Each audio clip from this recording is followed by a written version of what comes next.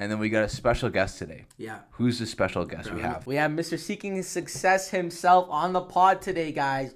All the way from Toronto. We couldn't get him here today in the studio, unfortunately. The private jet had to get its fuel service today, so maybe next time. Radies, young entrepreneur, crypto YouTuber, over 20,000 subscribers, TikTok star, IG coach, well, he used to be an Instagram coach, and author at retired realtor, young author, Radies. What's up, bro? We finally got you in the studio, man. Yeah, man, I'm glad to be here. So I'm excited. So tell me a little bit about yourself. Growing up in Ontario, what was it like? How did you meet Umar, and how did you end up where you are today?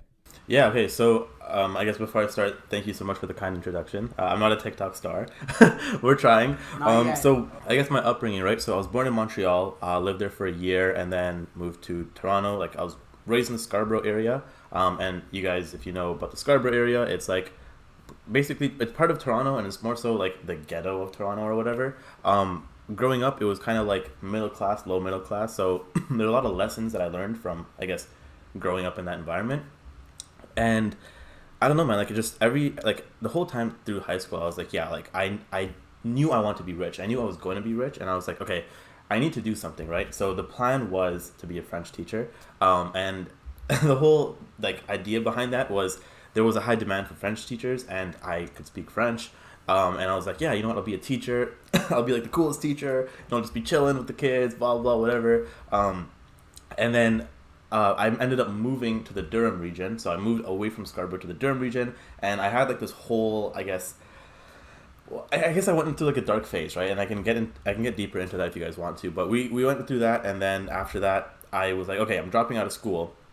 And I decided to get my real estate license. And when I got my real estate license, I was like, okay, I'm going to do real estate full time, and I'm going to see what comes from it. So from doing real estate, I was like, okay, I got to grow my brand. And from growing a brand is how you guys, I guess, network. And I met Umar. So Umar slid into my DMs, and he was like, yo, let's shoot a video. Let's make some content, yada, yada, yada. And I was like, yeah, sure. And we linked up. We made content. And yeah, that's like the very short and quick version.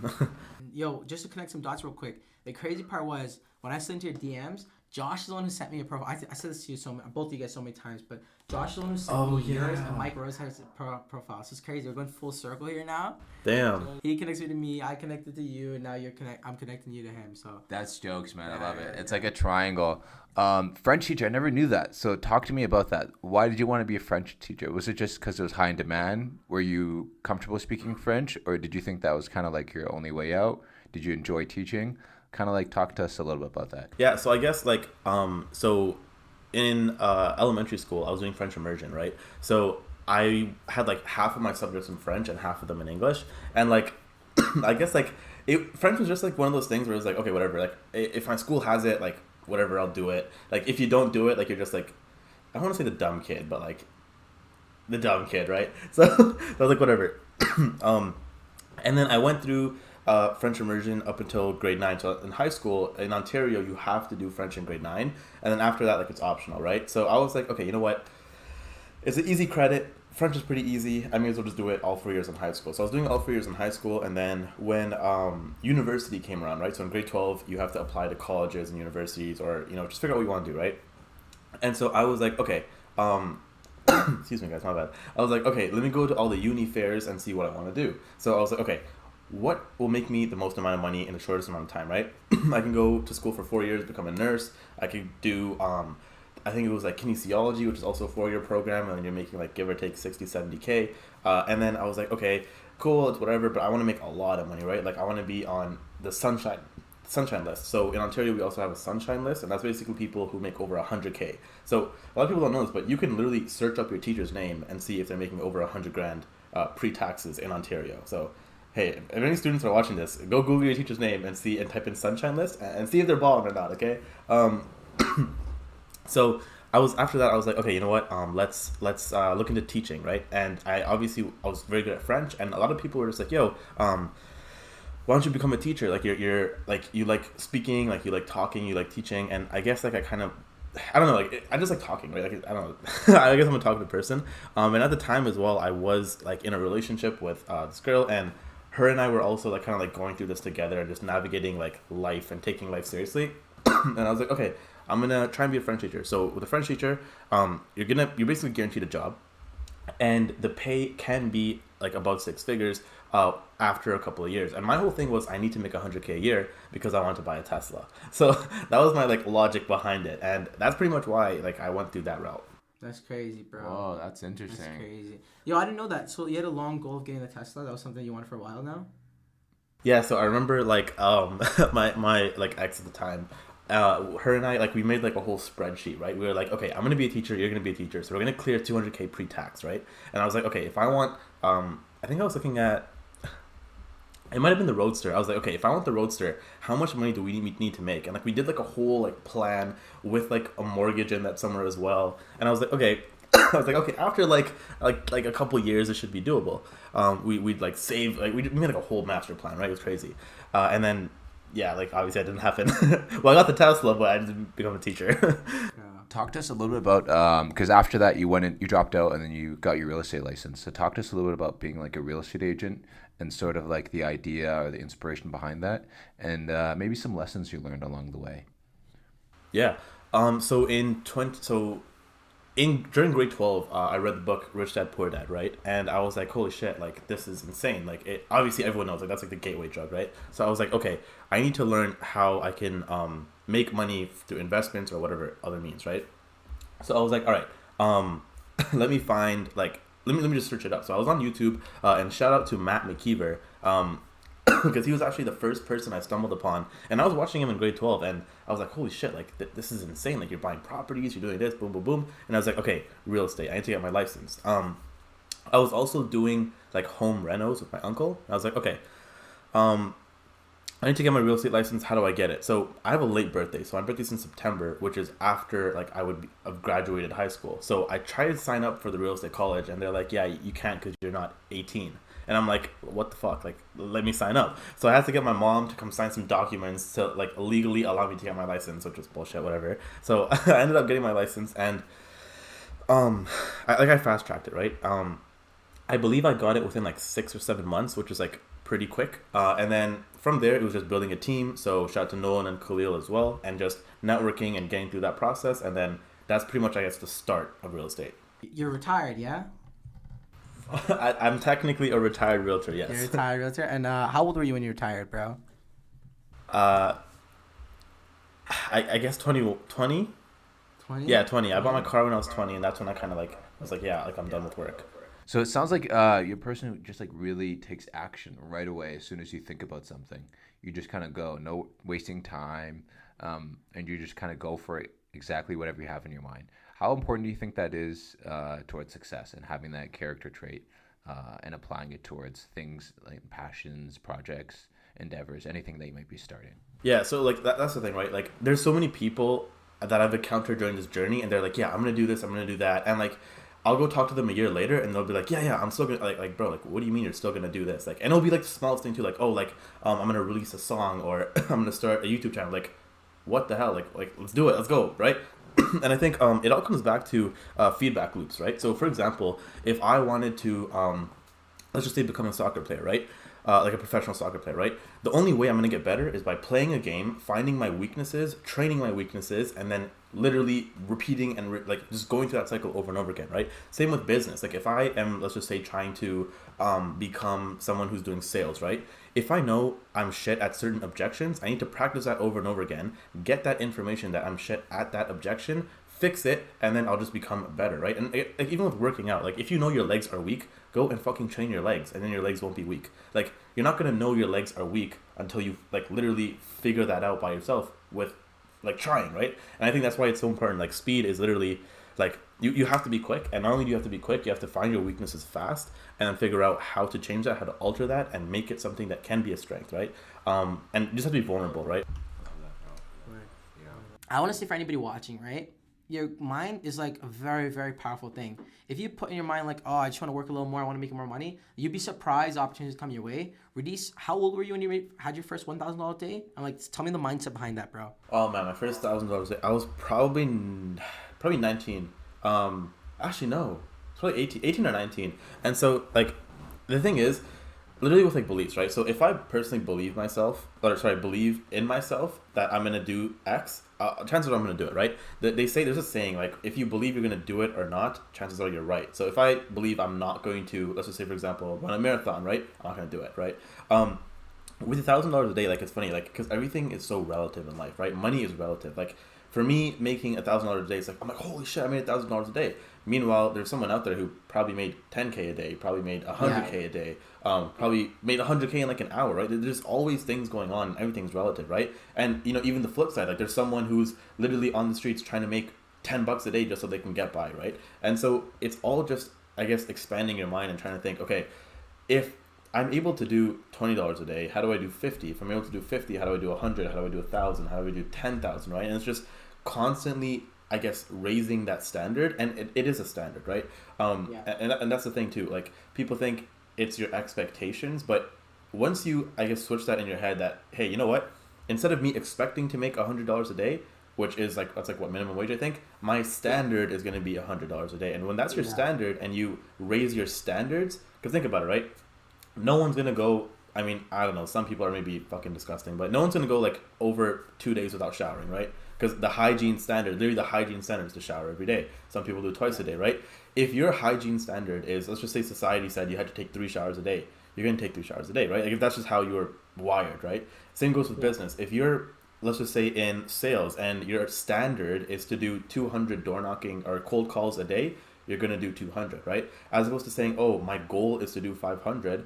If you say, hey, this is my standard, I have to hit it, you're just more inclined to hit that goal when it's your standard. So I guess it's just a mix of that, and it's just like explore what's possible, right? Like $1,000 is cool, and like after that, you know, you and I, we went on to do, you know, bigger numbers, right? And like, hey, I didn't know that was possible, but I guess it is, right? So it's just exploring new possibilities. Like, it's very important. That was so powerful what you said, especially on standards. I just want to add to something to that, because when you said you go 2 or 3 days without showering, that's your hygiene standard, or without brushing your teeth. If you go 2 or 3 days without showering, sort of like the inaction with that, because every action has a reaction. The reaction to taking that action is people are going to say you stink, right? You smell bad or whatever. You know what's interesting is, I think this is where it plays a part where people say who you surround yourself is so important, because let's say you're just by yourself and you have no one else to motivate you, and you can't do those 200 calls or 100 calls a day. Then it's like no one's going to get mad at you. No one's going to tell you you didn't do it or whatever. There's no immediate reaction to that. Yeah. Versus if you have a collective group of people around you who are constantly motivating you, and they're always doing their own thing and they're growing too, then there's that immediate reaction to that, because they'll call you out on that. Or you'll see them growing, and it'll just feel weird if you're not leveling up to that. Sure. That's kind of how I felt with around you too. Yeah, it kind of forces like a general sense of competition as well. It's a general right? sense of competition. That's so important, and that's the crazy thing too. Like, it's crazy that you said that, Radies. Like, the belief was one of those things where, like, yo, like, the reason why I was begging on you last night was, if I was to say, Josh, go make $100,000 a day at a sales job selling electronics, that's like not realistic, right? Yeah. But to make 1,000, 2,000, maybe even 3,000. That's not a far-fetched idea, right? Because every industry you're in, there's gonna be a tank, a ceiling, right? If you're in real estate, bro, you could be making $10,000, $20,000, $30,000 a day, no problem, right? But just if you're in the tank of this sales job, for example, like, you should be in the top 1%. And like, I have the expectation for you, because if I was in that same industry, I'd have that expectation for myself. And I see you as like a very close friend, a best friend, a brother, right?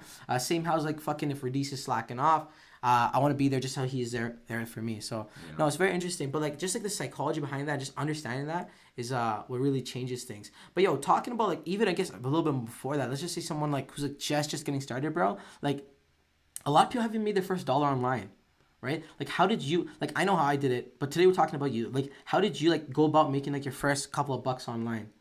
Yeah, so and I want to start off by saying, if you have been doing online entrepreneurship or whatever for like a couple months and you haven't made $1, you fucking suck, okay? Like, facts. You suck. And you can make money by mistake online, bro. Especially during the past 2 years, you could have literally fucking done anything and made money, right? So the question was, how did I make my first couple of dollars online? I believe, what did I do? I think it was okay, so there's 2 things I did, right? So one, I was able to land myself editing gigs, right? So earlier I talked about how Matt McKeever was a huge inspiration. I then went on to I basically have Matt McKeefer reach out to me and say, hey, I want you to edit my videos. And he basically mentored me for free and I edited his videos, right? So that was, I guess, like, but that's more like a job, right? But I guess in terms of entrepreneurship, I believe it was a coaching call. I think I was doing coaching calls for $50. I was teaching real estate agents how to grow their Instagram. If I'm not mistaken, I think that was the first way I monetized my Instagram. So how did you go about that? Did people just reach out to you because they saw your profile, or did you reach out to other real estate agents and saw there was sort of like a market there? Talk to us a little bit about that. Yeah, so like networking is so important. Like I know it's so cliche, but it's so important. And so when I was getting my real estate license, I was like, okay, I need to start building a brand, right? And when I was building a brand, everyone kind of knew me as like the young realtor who was on social media all the time making content. And with that title comes people asking questions like, oh, how do you do Instagram? And when I was doing Instagram at the time, there were obviously realtors doing better than me, without a doubt, but there was no one actually getting the engagement that I was getting. No one was actually doing the numbers that I was doing in terms of views, in terms of like impressions and stuff like that. And I would just post it and say, hey, like look, like literally look at my shit. And I said, hey, realtors, I was smart about it. I said, hey, I'll give you realtors a free coaching call. And what I would do is during that free coaching call, I would kind of see all the questions they're asking me, and then I repurposed all those questions into a video course. I then made a course. I sold the course to the same realtors that had a free coaching call, and then I was doing paid coaching calls. I sold the course as well, and that was basically my main gig, just literally showing and I guess documenting my journey. And when you document your journey and you're actually doing good, people are just generally going to flock towards you, ask you questions, and if you are providing value, there's a lot of money to be made there. You know what's crazy? Oh my goodness, man. This guy, dude. You can fucking say that a couple days ago. I was in this guy's living room and this guy just made dinner. And I was just telling about a YouTube video I saw about this girl named Sunny. I don't know if you've seen her, but Sunny Lenarducci or something. She's a self-help girl based out of Vancouver. She has like 500K subscribers. And you know what she talks about? She's like, if you don't know what to sell in terms of like a course or a book, she said, interview and have free coaching calls to the clients that you want to sell your course to. And just ask them questions for 15 to 30 minutes, get all of their problems, and then try to solve all those problems in a video course, and then sell it to them. Now you have all their phone numbers, and let's say you have 100 people, you have a 20% closing rate, and you close 20 of them. That's exactly what you just did. Here's the best thing, right? I was closing these clients before even making the course. So what I would do is, and this works like a charm, right? So I'd say, I'd say, okay, let's just say, for example, Umar, right? I'd say, okay, Umar, so I get that you're having these problems. I hope I answered your questions. I'm just curious, like, if you could solve all these problems right now, what would that be worth to you? And again, the realtors, right? So say, oh, that'd be worth a decent amount. And I was like, yeah, if Instagram was to help you close one deal, the commission from that is what, like $10,000? And obviously in Toronto, it varies, right? But let's just say $10,000, right? Keep it easy. They're like, yeah, $10,000. So I was like, okay, cool. So if you were to use Instagram properly, you can make $10,000. But I wouldn't charge you $10,000. What if I just charged you $200? Would you spend $200 to make $10,000? Duh. And then they're already like, oh shit, yeah, I could spend $200 on a course. And then if they say no, then they're just brokies, right? If they don't, then they're like, yeah, $200. And then it's like you've already provided them with so much value to the point where like that close is like I had people pay me right after that call, and what I do is I say, hey. And then so if they say yeah, I'd be like, yeah, okay, well that's cool. What I'm doing is I'm actually doing a pre-sale for a course and literally collect money right there. I think I had like 2 or 3 people off the free coaching calls buy my course before it was a thing. Sweet. Really? It's easy. Yo, bro, it's crazy. It's literally crazy you said goodness. that because like I talked about this before. Like if you could provide value, people pay money. Like that's never been an issue in time and history. I have another question, man. I need to know, where did you learn this stuff? Like this tactic right here about like closing in terms of like creating the course, coming up with the questions, the whole strategy behind it. Where did you learn it? And like in terms of like implementation, how did you go about it? And time out. Just a date for the listeners watching and listening. This is what, 3 years ago, 4 years ago? I was, I believe, 18 when I was doing this. So Yeah, this is nuts. 4 years ago. Okay. So sorry, continue. Yeah. where did I learn this shit? Well, okay, so when I was like starting off, like my first year, like you see all these books, right? Like there's a shit ton of books here. All I would do was just learn, and just soak in as much information as I can, like a sponge, right? So I would be taking online courses myself, loads of YouTube videos, loads of Gary Vee, for sales. These specific tactics, I honestly don't remember where I got them from. I think it was kind of just like Gary Vee saying, hey, jab, jab, jab, right hook. So they provide value, and then boom, go for the ask. And like for me, I was kind of also like like, hey, like, let me just actually talk to these people, because like I said, I was 18 at the time, had no connections in the business, didn't really know what I was doing in the actual real estate business, but I knew how to use Instagram. So I was like, okay, let's just see what I can do, sell a course. And in terms of selling a course, again, I'm gonna have to give credit to like Matt McKeever, Jeff Weibo, and those guys, because those are the guys that, when they kind of took me under their wing, really showed me like, hey, you can make a course, provide value, make a decent amount of money, and foster some nice relationships while doing all that. And so I guess just a lot of people just tied in together, and then it just kind of all worked out, right? Now, obviously, I don't sell that course anymore. Certain, like, when you have an education themed business or whatever, things do eventually, I guess, get outdated, right? Now Instagram's all about reels and different stuff. So yeah, like, it's just packaging everything and just making it work. I love that, man. Now, a follow-up question to that, because that was 4 years ago, and the information and knowledge you kind of gained and the wisdom. So obviously times are changing with Instagram and social platforms and that sort of thing. Are there any new skills or things you're trying to learn now to sort of monetize? Or is it just kind of like focus for YouTube and TikTok? Yeah, good question. So right now, and I guess like it's like the TikTok revolution, right? Like, everything's just short form. Everyone has ADHD and can't fucking focus on something for more than 10 seconds. So it's like, how do I make long form content, but in a quick and concise way, to the point where it's like they're getting value, they're also being entered. Because think about it, right? Before, all you had to do was just fucking educate people. Now you have to educate people, be entertaining, and like, now the girls are shaking ass while doing it. Like, we got to compete with them too. Like, so it's crazy, right? So it's just figuring out, and this is so true. Like, if you're a girl doing social media, you're gonna blow twice as fast as a guy doing it, right? And God forbid the guy is not even good looking, right? Then you're fucked. Right? And you have to be giving the best advice out there, right? So it's like, you really have to be, I guess, adapting with the times. And I can say for myself, like, I did such a shit job at adapting this time, because I should have been doing TikTok, Reels, YouTube Shorts like a year ago, but I didn't, right? And so I guess as a lesson to learn, like, I have to be adapting faster. And I guess the other thing is like just making shorter form content, right? And just figuring out, hey, how do I post a clip that will go viral? Like, what do I have to say, right? Okay, fam, quick. Okay, so let's go back real quick. So it's crazy because 4 years ago, you're literally the local Instagram expert, right? And again, 4 years ago, the landscape of Instagram is completely different than what it is now, right? So just to like go into like your history so far. So we talked about your first dollar, your learning, and even learning. Maybe let's go real deep real quick. Like, let's talk about what was it like? I remember at one point you're doing a book. Was it a book a day? No, a book a week. A book a week. What was that like? Tai here. Yeah. Tai Lopez. What was that like? Like, how many books did you go through? And like, the reality is, do you think that actually helped you? So, okay, here's the thing, right? Reading books is only, like, you can only read so many books before you start just reading the same shit over and over again, and you're like, okay, this is pointless. And I hit that point where I was just reading to read, and I wasn't actually learning anything new, right? Like, Yeah.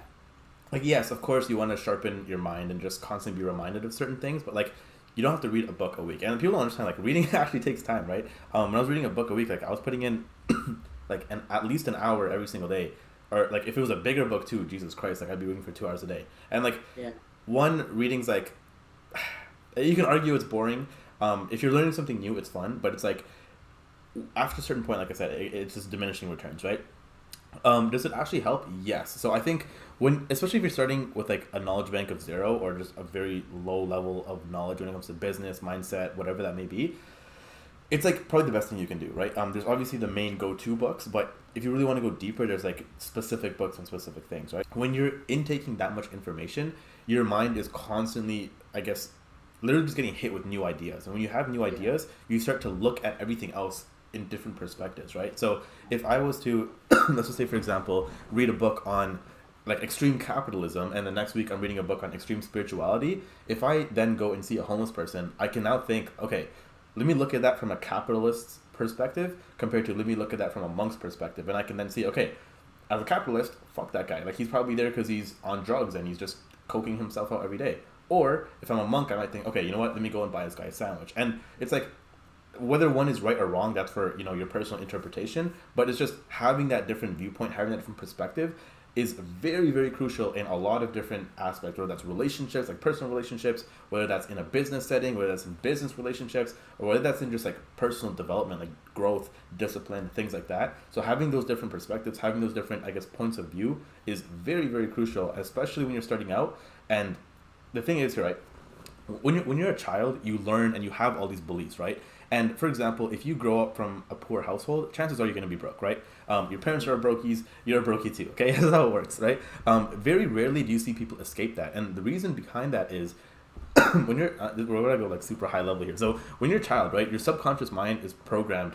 Like I said, if your parents are brokies, and when you're a kid, your subconscious is like, okay, I'm broke, and that's all you know. And for you to then go and break that cycle, you have to completely relearn that whole thinking and change what your subconscious mind is going through, right? That's why affirmations, manifestations, that shit is all real, right? So again, that's pretty much like what you have to do. So you got to really learn and figure out, okay, how do I change this paradigm? And how do I say, okay, I can make money, I can do certain things. And again, when you have different perspectives, that really, really helps out. Now we're digging some levels deep here, okay? So put this in perspective real quick. Actually, before I ask this question, I want to ask, what came first? You becoming the Instagram expert, or you actually mastering Instagram yourself? I think it was a little bit of both. It was definitely a little bit of both, because it eventually got to a point where I wasn't able to maximize, like I wasn't able to grow as fast as I was on Instagram just because of how things were changing on Instagram, as well as just the content I was posting. And then it slowly shifted from, okay, like how do I grow on Instagram as opposed to how do I get real estate clients on Instagram, as opposed to how do I then make money on Instagram, right? So it was like a forever learning curve. And that's the thing with social media, like it's constantly changing and constantly learning. I would say in terms of growing a local following, I definitely mastered that before selling the course. And then if you were to put this in order, right? We talked about like learning, player versus coach, branding, and then actually making money. Like in what order would you put that? Like if let's just say you had some brand new kid coming here today and you want to mentor him, do some philanthropy work. Like what like we talked about 4 levels essentially. What levels would you put them through like in sequence? So if I was to mentor someone starting from zero, how would I make them successful? Yeah. Okay, so it's very easy, right? So so here's the thing, and like literally you guys know I wrote the book Seeking Success, and it's very simple framework, right? If you want to be successful in anything, there's like a couple steps that you have to do. So okay, step 1 is literally like yourself, right? Focus on yourself. So like I said, you got to completely relearn everything, right? Because you might be thinking, oh, you don't need to be disciplined, you don't need to think differently, you don't need to read books. All this shit stacks up and eventually will help you become successful, right? Like what I have got to today excuse me, goddamn, what I've got to today without reading all these books, okay, maybe I could have skipped a few, but the foundations needed to be there for me to be where I am today, right? And with that being said, that's what you got to do first. So focus on yourself and learn as much as you can. After you're doing that, you need to understand what you want to be in, right? Do you want to go into sales? Do you want to, like, dude, you can literally make money doing it. Do you want to fucking start a sushi shop? Like, what do you want to do, right? What do you genuinely enjoy doing? Because if you don't enjoy what you're doing, Umar and I know this very well, even if the money is flowing in, eventually it will get boring. And eventually you will burn out. Eventually you will just hate what you're doing. And it's true, right? People say like, oh, like, it must be so easy doing this. You get paid so well. Well, no, like if you don't like it, eventually it does start to suck, right? And it will reflect in your life. So I tell that person, right? Like, hey, what do you like? After that, we'd go and we'd find someone who is his ideal, I guess, like mentor or ideal person that they want to be. So for example, if you want to go be, Josh, give me like a career that someone would, or like a business that someone would want to start nowadays. Let's say a sales guy that wants to be a good salesman in a car dealership. That's perfect. So let's just say, for example, a car salesman, right? Literally go around town, go to the car sales fucking, what is it, a dealership, whatever it's called, and find the best people there. So go find the best person there and say, hey, I would literally want to work for you for free, right? When you don't have anything, you do not decide what someone pays you for, because I don't have to help you, right? They don't owe you shit. Yeah, they don't owe you shit. Like, you're asking them for help, and you want to also get paid. What the fuck? Like, where like, who invented that? Like, you know what I mean? Like, I don't get it. Like, people are so. Anyways, so you literally go to that guy, and like, hey, he might literally make you, or she might literally, or they, them, or 2023. Like, they might literally say, oh, like, go get me coffee. Okay, go get him coffee, and fucking watch what he does. See how he sells. How is he the top salesperson at that car dealership? Figure that shit out. Learn it, right? Now, after that, you're not going to stop there, right? Because just because, like, maybe that guy just knows everyone in the town or the city or whatever, and maybe he's just lucky, right? Go on YouTube, go read books, right? There's so many sales books out there. Sales is all the same. It just depends on what you're selling, right? So me being able to sell a course is it's very similar to me being able to sell pretty much anything, right? Like, if you know how to sell well, you can sell water to a whale, right? Why would a whale buy water? Fucking Lord knows, but you can do it, right? And with that being said, after that, we'd literally start to just do the feedback loop thing, right? So, okay, now you're gonna start selling. So let's start selling your first car, right? Okay, why did it take you 2 months to sell a fucking car? That's not good. Why did that happen? So then we identify weaknesses, right? Why did this, why? And then we say, okay, this person was a hot lead and you didn't sell them the car, but the dealership down the block sold them a car. What did you not do that they did? Go and find out what you're doing wrong, fix it, get the feedback loops, and do it again until you are literally a master at your skill, until you're literally like an expert at selling cars, right? And then after that, like, it's like, cool, after you make your first, let's just say 100K, right? And the 100K is like the first mark to get to, because after 100K, the next 100K tends to come easier. And then after that, it's like scaling, right? Either you don't scale vertically per se. Like, for example, if you're doing car sales, making 100K will be hard, but like, how do you make $1 million by yourself selling cars? Like, that's borderline impossible, right? So it's just figuring out how to scale after that and where to grow exponentially. And yeah, that's pretty much what I do, man. Like, it's a very simple framework. I want to go back to that 100K really quick because you just kind of skipped over. I think it's very, very important. You said the first 100K is the hardest, and then the second 100K comes easier, or like the million comes easier after that, or the next few 100K comes easier. Why do you think that is? Just limiting beliefs, right? Like, for example, earlier we talked about making your first $1,000 online. Like, after you do it once, you then know, oh shit, like, I can literally do this again because I've done it before, right? Like, when you're a baby and you try and walk, you fall down and then you eventually get up and you walk again, right? Like, when you already know how to walk, you're not then going to be like, okay, I know how to walk, but fuck it, I'm just going to crawl for the rest of my life. Like, no, you're going to fucking walk, right? Okay, and I also want to add, so you said earlier in terms of like future, for some of your plans, what are some of your plans for the future besides growing this audience? What's like your, I guess, your next business endeavor, your next plans with that? Yeah, good question. So like right now I'm in like a weird phase, and it's like this phase where like last year I did very, very well in terms of like, I guess, finances, and like I technically, which is like the whole retired realtor thing, right? Like I technically don't have to work for a long time. If I really wanted to stretch things out, like I could literally do nothing and last for a couple of years, which obviously I'm not gonna do, right? Like I need purpose, right? I need something to do. I'm not 100% sure what my next big venture will be. There are a couple of things that are in the background that I don't want to speak on just yet, simply due to the fact that, you know, let me do it and then I'll tell you guys about it. Other than that, I think it's just growing the brand, right? Like I want to become a big brand. Like right now, it's like, yeah, cool, I have 20K subs on YouTube, but it's like it's all relative, right? Like there's people out there with 200K, with 2 million, with 20 million, right? So I need to get bigger and better, and I need to become a bigger brand. And yeah, just putting out content. In terms of monetization, not really a big focus right now. I just really want to grow the brand. So you definitely built up the brand first on Instagram before you started the courses, or not the course, the coaching calls, and then the book followed after. Talk a little bit about the book. Like I don't think you've talked about it on video in that depth. Like really, talk about like why'd you make the book? Like what the purpose was behind it? Like go in depth. Like what? Because taking in, you were like very young, right? Some people would even think like, are you even qualified? Like you obviously thought you were. Like talk about that. It's funny because I was talking to one of my friends recently, and he said, "Yo, you should make a second book and like remove the K and say the book is called Seeing Success because now you've fucking seen success." I was like, "Oh shit, that's smart."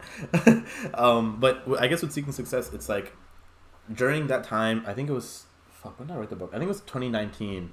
Yeah, 2019. And I was like, okay, I met a guy who was basically doing Amazon publishing, and he would basically make money by having ghostwriters write a bunch of books, blah, blah, blah, whatever is the business model, right? And I was like, what the hell? So you can literally like write a book that easily? And he was like, yeah, you just literally upload it and you can have it published. And I was like, what the hell? That's cool. And this was during the time I was doing real estate. And if for those that know, during winters, real estate tends to slow down. And I was like, okay, I'm not going to really focus on real estate. Let me write a book. Like literally out of nowhere, I was like, okay, let me write a book. I met this guy who's writing books. I want to write a book. Cool. How did I come up with the name Seeking Success? I honestly don't know. I think it was kind of just like alliteration because like, you know, seeking success, it kind of rolls off the tongue nice, I guess. I don't know. And obviously like red was like my color. So I was like, okay, I got to have like a bloodshot red cover.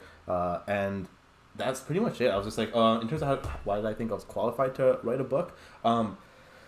So it's really in the title, right? Like seeking success, right? I didn't say I was successful. I'm seeking success. And it was mainly me sharing my journey and things that I've learned at that time. And it's funny because like I don't read my book. Like I don't think I've ever read back my book, but like whenever I skim through it, like a lot of the things is like still very relevant today, and it's like still things that like if I was starting from zero, like this is what I wish I had, because just quickly explaining a bunch of things on why they're important, why they're not important, things to avoid and things to do, and yeah, I was just like, sure, let me just share my journey. And it was also a flex. Like I think I was like 19 and I self-published a book. I was like, cool, I guess. Yeah, no, for sure. Yeah, that is actually That is actually pretty 19. fucking dope. I guess before we close this off, bro, like, what do you think your main driving factor was behind all this? Because again, like, you're young, bro. Like, there's nothing stopping you right now from just fucking going to school and just quitting all this. Like, because entrepreneurship comes in like, you know, highs and lows. Like, what's pushing you, bro? Because a lot of people, like, they try this shit. Like, bro, there's people who even have W's and they just go like, you know, it's not for me. I didn't really enjoy it. Like, what was pushing you when you started, and like, what's fucking pushing you right now? I didn't really get into depth about like the whole dark times I was going through, but I was going through like some like fucking crazy shit, right? Like I was hospitalized. I was doing a bunch of like I was just fucked in the head, right? And this is when I was 17, graduated from high school, and I was just going through deep places. And when I dropped out of high school, right, if you do that in a brown household, you are basically disowning yourself from the family. You said you dropped out of high school, or Sorry, out of university. It was just like a whole thing, right? Like it was like a ripple effect, right? Like my whole family was just like, what the fuck, like whatever. And I had like very big fallouts with my parents, and well, I guess something that I'll keep private, but it was just imagine an absolute shit show in the family, okay? And Yeah. part of it was I need to prove my parents wrong. And it was more so from like a, not because I want to make them proud, but it was more so like I want to make a fucking statement, because they don't think I'm going to do well, but I'm going to do well. And I never wanted to live a mediocre life, bro. Like when I was in high school, like I had to have the flyest drip. Like you can go ask people in my high school. I was always dripping, okay? And it's just like I always wanted nice things, right? Like whether it was a nice gold watch or a chain or whatever it may be, I always wanted nice things. I always had that, I guess, just that attraction towards luxury, right? And it's like, okay, I know I want these things. How do I get them? And when I first started off, it was like, okay, like I literally have nothing right now. I know there are people who are rich. I understand certain money concepts. I understand money itself is not a real concept. I understand trading time for money is bullshit, and that's how you, like, no one's getting rich by working a 9-to-5 job, right? You're doing a 9-to-5 job and something, or you're doing entrepreneurship, right? So when I understood that, I was like, okay, I need to do certain things because I want to, you know, if I want to one day snap my fingers and be on a plane to Dubai, I can do that, right? Now, I think that's kind of what made me think, okay, I need to become rich, I need to become successful. There's obviously a bunch of other factors too, like for example, like the whole family thing, and obviously just like other things too, right? Like no one wants to just be broke, right? Like you want to have money, right? Like it's different from when you go out and you eat at McDonald's and you go out to like, let's just say like a Boston Pizza, or then you go out to like a nice restaurant like Lavelle, right? Like just at the end of the day, it's food, but there's a lot of different experiences, right? And again, same with cars, right? Like you can drive your mom's minivan, you could drive your own car, you could drive a Tesla, you could drive a Lambo. There's different experiences, and I do not want to leave this world without experiencing the best of the best, right? And I guess what drives me today, I'd say a lot of the same things, right? Like I still, like if I wanted to go and fly a private tomorrow, could I do that? Maybe, but it wouldn't be a good idea, right?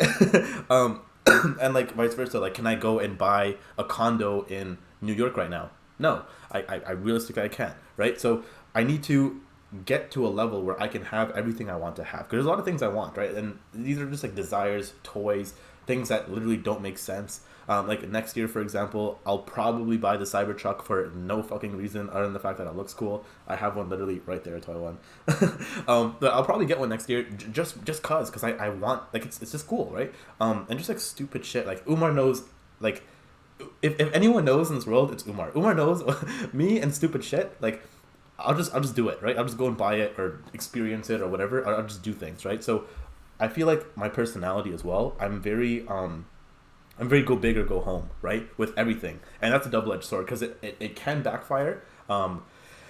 It can, in certain things, it can be, I guess, bad, but that's just the type of person I am. Can I work on it? Yes. Do I really care to work on it? Probably not. But is this the type of person I am? So I guess that, as well as when you start to make a little bit of money, it becomes more so for other people as opposed to for you, right? Like, as much as I love my things, right? If I was to go and buy another car right now, what the fuck am I gonna do with 2 cars? Drive them both at the same time? No, right? But if I was to go and let's just say, for example, I brought my mom to a dealership and I said, hey, pick out your favorite car. I'm gonna buy it for you right now. That will provide way more joy and happiness than me going and buying a second car, right? I think that's all why we try and chase success. It's so important. Man, that was so much fun learning your story, man. I didn't even know that French teacher. That was like a curveball.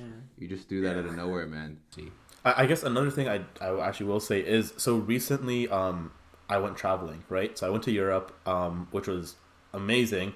I think, like, it's so, this is so cliche too. It's so crazy how all the cliche shit like actually works. Like, who would have thought, right? Who would have thought like the advice that everyone says is actually right? Like, what the fuck? But like, if anyone is able to go travel, go and travel, right? So I went to Europe. I literally saw so much different perspectives on just life, how people live, what people do, how just people interact amongst each other. Toronto is low-key a shithole. It's just such a weird vibe in Toronto. And there's just so many different places to see, so many different things to experience. Get out there, go travel, and just make the most of. Remember, guys, we live on planet Earth. Like, do you guys understand how big our fucking planet is? Like, don't just limit yourself to one city just because you were born there and you grew up there, right?